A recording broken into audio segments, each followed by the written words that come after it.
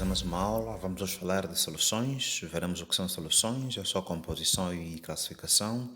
E lá no final veremos como é que se calcula a concentração comum de uma solução. Como é sabido, dificilmente encontramos substâncias puras na natureza.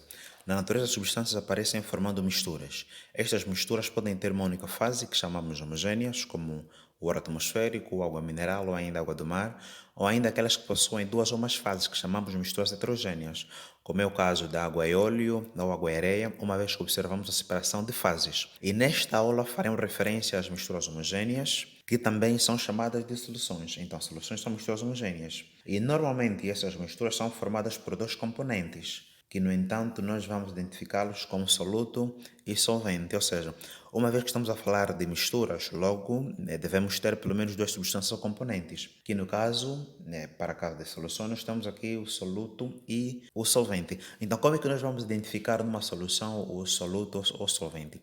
É algo muito simples. Vamos apresentar aqui, por exemplo, um esquema. Então, como temos aqui no esquema, o soluto é o que é dissolvido, é a substância que é dissolvida. Normalmente é a que é apresentada em menor quantidade. O solvente é a substância que dissolve, que geralmente é apresentada em maior quantidade. Então, esta é a principal classificação de um soluto e do solvente de uma solução. Então, vamos supor que nós temos aqui uma solução, né, que é muito conhecida, por exemplo, a água salgada. A água salgada, né, conforme sabemos, é constituída por dois componentes, a água e o sal. No entanto, uma vez que a água salgada é uma mistura homogênea, no caso é uma solução. Então, a água salgada nós vamos identificá-la como solução. A água, vejamos, é a substância que é dissolvida ou dissolve. A água dissolve. Então, a água é o solvente.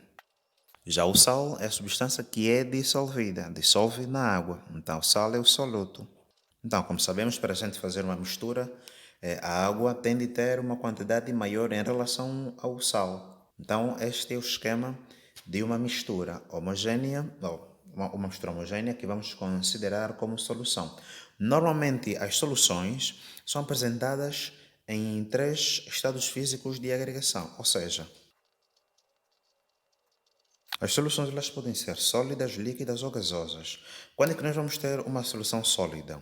Por exemplo, as ligas metálicas, né? Podemos dar o exemplo de uma aliança, visto que a aliança é formada normalmente pela fusão do ouro, prata e do cobre. Então, a gente vamos ter como uma única solução, uma única mistura. As soluções líquidas nós podemos ter, por exemplo, um copo d'água, por exemplo, com sal dissolvido, de forma que esteja totalmente homogêneo ou a água do mar. Nas soluções gasosas, não é, misturas gasosas, a gente pode ter o ar atmosférico, por exemplo, que é fundamentalmente composto por nitrogênio e oxigênio. É lembrar que toda mistura gasosa é uma solução, porque é sempre homogênea. Então, estas são as classificações de uma solução. Então, nós vamos ter aqui um exercício muito simples que diz o seguinte: uma solução foi preparada adicionando-se 60 gramas de hidróxido de sódio em água, suficiente para produzir 600 ml de solução. Calcule a concentração comum em grama por litro. Aqui neste exercício, nós vamos destacar alguns elementos a termos em conta. Primeiro, os 60 gramas, né, que é o valor do Na, do H. Depois, 600 ml, o valor da solução. E a concentração comum está pedida para ser calculada em grama por litro. Então vamos lá começar a apresentar, por exemplo, os dados. Para os dados, nós teremos, aqui diz, temos aqui os 60 gramas. 60 gramas é o valor da massa. Massa 60 gramas, essa é de hidróxido de sódio, que é dissolvido em água. Depois temos aqui 600 mililitros da solução. Então, o mililitro é unidade para volume. Depois pedi para calcular a concentração comum. Então, nós temos aqui a concentração a ser calculada. Então, vamos prestar atenção. Aqui, o exercício pede para calcular o valor em grama por litro. No entanto, nós temos grama em massa e o volume em mililitro. Então, temos que converter este valor em litro. E como é que faremos isto? A lógica é a seguinte. Nós sabemos que 1 litro, não é? 1 litro corresponde a 1000 mililitros. Então, nós queremos saber quantos litros correspondem a 600 mililitros. Então, aqui nós vamos usar a regra de 3x, não é?